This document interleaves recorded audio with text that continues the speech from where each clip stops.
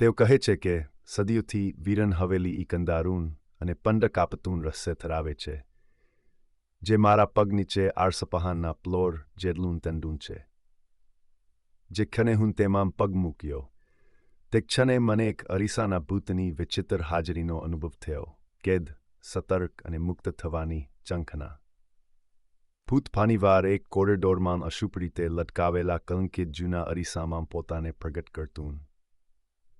તેની આંખો દરેક મુલાકાતીને આંખ મીંચીને જોતી રહેતી, એક ભેથી ચમકતી જે શાંતિ બહાદુર હૃદયને કંપાવી દેતી. તેના વર્ણપટ સ્વરૂપનો ફફડાટભર્યો પવન તમારી કરોડર જુમાનથી ઝંઝનાટ મોકલતો હતો, જાણે તમારી ત્વચા પર બર્ફીલા આંગળીઓ દોડી રહી હોય. ચાંદની રાત્રે મેં મારી જાતને અરીસા તરફ ખેંચાયેલી જોઈ.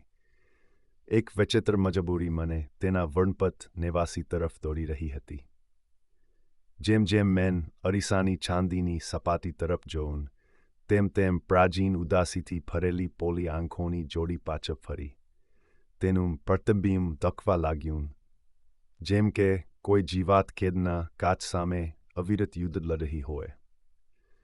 અચાનક ફોરડામાં ઠંડીનો માહોલ છવાઈ ગયો, જાણે મૃત્યુ પોતે મારી બાજુમાં બેદુમ હોય, પણ કોરડો ખાલી હતો, ખાલી હતી.